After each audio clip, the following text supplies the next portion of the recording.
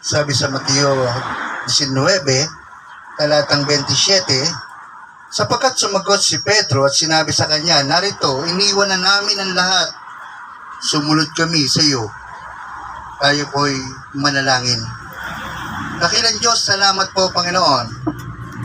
Amin pong unawain, Panginoon, ang talinghagang sinabi mo na kami, Panginoon, bilang isang tao, sumusumbat kami, Panginoon, kapag kami nabibigo sa pangalan ni Jesus. Amen. Noong si Pedro, nagtanong siya kay Jesus, pero meron siyang patorol. Ang ibig lang sabihin ng patorol, meron siyang tinatawag na subject. At yung object na sinasabi niya, paano na lang, iniwanan namin lahat. Sumunod kami sa iyo. Meron tayong tinatawag nating pagkakataon na nanulumba tayo kung minsan nabibigo tayo, nawawalan tayo ng pag-asa. Ano ngayon ang gagawin natin? Ang sabi ni Jesus, nakinig siya. Ano yung sinabi sa 28?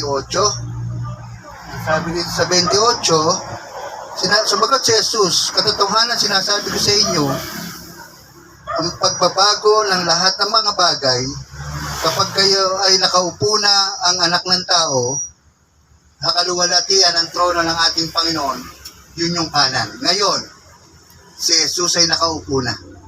Di ba, iniwanan po natin ang lahat? Yung ating bahay, iniwanan natin. Yung ating mga hayop, halaman, iniwanan natin. Pero ito pala yung may reward. Tama po ba? Nung ako isang batang maliit, 2 beses ko nang naulit itong talinghagang sinabi ko. Nung ako isang batang maliit, meron akong lola. Yung lola ko na yon nagbenta ng tinatawag nating kalabaw. Tapos, umuwi ako doon, linggo-linggo, nagsisimba kami. Ang lagi niyang sinasabi sa akin, meron kang tinatawag na ice cream. Meron kang pagkain. Nagtanong ako sa lola ko noong lumaki na ako, sabi ko sa lola ko, lasan mo ba ginamit yung isang kalabaw na ibinenta mo? Doon, ang sabi ng lola ko, kapag ito'y tinaya ko, may talo ko. Pero ang una kong tinaya sa iyo, na ikaw ay madala ko sa simbahan at meron kang lobo. Ako na po yung tao na yon na lumaki na at hinanap ko na yung gawain para sa ating Panginoon. Hindi po lugi kayo kapag kayo sinasama niyo yung mga anak ninyo. Hindi po kayo lugi kapag kasama niyo ang mister ninyo. Dahil darating ang panahon, ang sabi nga ni Pedro, iniwanan na namin ang lahat. Ganun din po ang paglilingkod sa ating Panginoon. Sa akin, meron bang doubt o yung tinatawag nating duda o yung tinatawag nating pait sa puso natin kapag tayo nabibigo. Tama ba? Nagtanong ako sa ating Panginoon, Panginoon, bakit ganun? Sabi mo, ng tatay ko, mag-aaral ako para mayroon akong magandang trabaho. Pero ang sabi ng ating Panginoon, anak, mamahinga ka muna. Tama ba? Dahil ngayon, makikita natin ang panukat ng tao, hindi panukat ng Diyos. Itinaya na natin lahat. Wala nang natira. Ngayon, ang tanong natin sa ating Panginoon, sabi ron, uupo ko roon sa langit, sa trono ng kanan ng Diyos Ama, at hahatula ko kayo. Tama ba, anak? Ngayon, nakikita ng ating Panginoon, bukas ang langit. Pag nakakita na tayo, nandito pala ang ang pamilyang, pamilya ano po kayo? Pamilya Santos. Di tama ba? Sabi nga ng ating Panginoon, ang kongregasyon ay pagtitipon ng mga banal. Tama ba? Kaya yung mga santo natin, wala na, pero may buhay tayong mga santo. Tama ba? Ang true saint na sinasabi ng ating Panginoon, buhay na sa mga tao. Taong gaganap sa gawain ng ating Panginoon, itaya na natin lahat. Tama ba? Ako, totohanan, Lord, marami ka ng utang sa akin. Marami na akong tinaya sa iyo. 3 beses na ako nawala ng trabaho. Ito, itong ano na yan, lagi ko nakikita yung daan na yan. Itong highway nito, isang trabaho ang nawala sa akin. Nasira ang tuhod ko, nawalan ako ng trabaho. Pero ngayon, kung yung object na yun, kaya nga sabi nga rito, may patrol at merong object na sinasabi. Panginoon, kung hindi mo ako pinag-decide doon sa trabaho ko ngayon, 150,000 ang kita ko. Tama ba? Yun ang trabaho ko nung sinira ako nung motor. Nasira yung tuhod ko. Pero sabi nga ng ating Panginoon, meron kang reward. Nung ako naman napasok sa isang trabaho, maganda na yung trabaho ko. Lord, nag-o-office na lang ako. Tumutulong ako upang magamot yung mga tao. Pero ayaw ng Lord na ako ay mag-stay doon. Hindi yan ang comfort mo. Itaya mo na lahat. Ngayon, tama ba? Hindi ba tayo nagkamali na tumaya tayo sa ating Panginoon? Iniwanan natin yung ating trabaho. Yung araw ng linggo, ibinigay natin sa ating Panginoon. Hindi ba tayo lugi nun? Hindi. Sapagkat tayo, ang true investment ng tao, iharap ninyo ang inyong sarili. Tayo, meron tayong sarili, o tinatawag nating self, pero meron tayong tinatawag nating soul. Ngayon ang ating ibibigay sa ating Panginoon.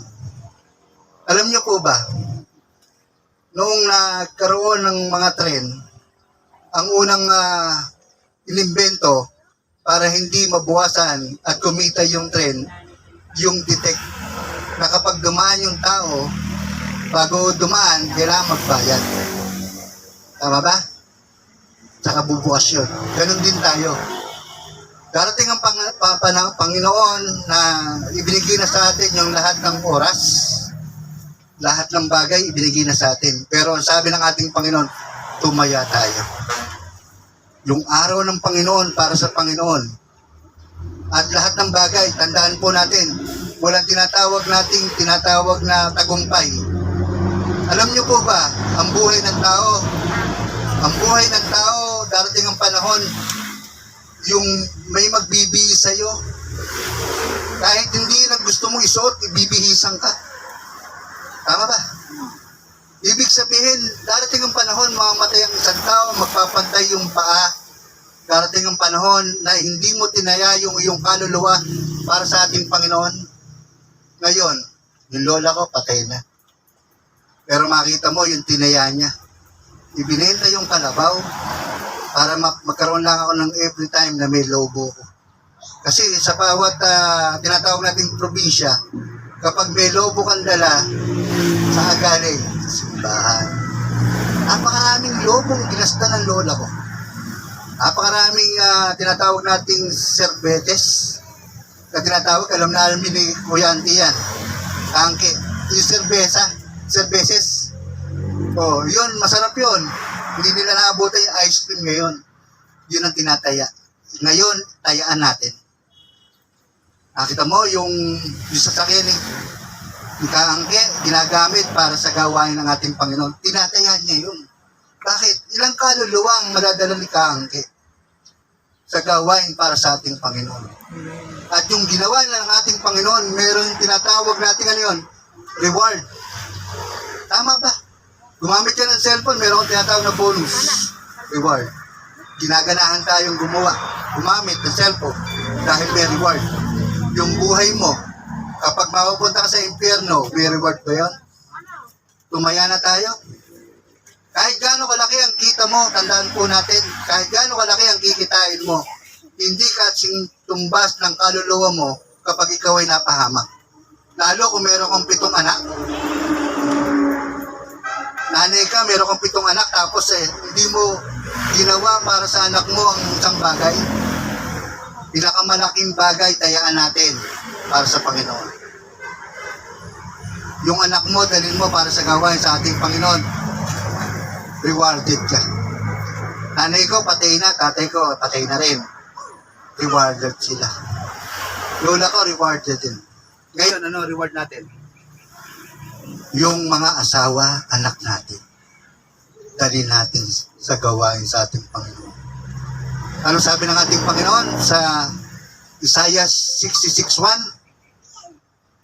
Ano ang i-cover mo para ako'y tumira roon? Ang langit ang aking luklukan, ang lupa ang aking tungtungan. Ano bang kasya roon? Meron ba tayong simbahan na para kasya ng ating Panginoon? Wala. Anywhere siya. Kahit saan nandun siya. Tinitignan ng ating Panginoon ang puso natin. Ang kasiglahan natin at yung ating pananagutan sa bawat isa sa atin. Ako, very responsible. Totohanan, yung mga aral ay tinuturo ko sa inyo, pananagutan ko to kung mali. Pero kung tama naman, reward ito. Kaya sabi ni Pedro, Panginoon, tinayanan namin ang lahat. Ano ako, profession ko, fisherman. Iniwanan ko na yung sagwan, yung lambat, yung tinatawag nating bangka. Iniwanan ko na lahat yun. Tumaya ako sa iyo, Panginoon. Ano ang reward natin? Ngayon, mag-isip tayo. Kapag yung anak mo ay napahamak, rewarded ka ba?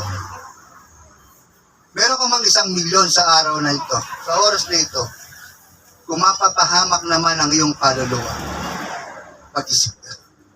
Kung mapapahamak ang iyong kaluluwa, sino ang tatayaan? Ganun po. Mag-isip po tayo. Di ba ako rin, rewarded? Napakahalaga ng pamilya ninyo, napakahalaga ng mga kaluluwa ninyo. Malaking congregation ang iniwanan ko para lang makabuo, makapag-build ng bagong kaluluwa. Sapagkat ang malaking pananagutan ng tao, hanapin niya yung katwiran niya. Kung katwiran ng tao nga hanapin, wala nang pupunta. Sapagkat ang ating buhay, reward para sa Panginoon. Ngayon, may amnesty pa.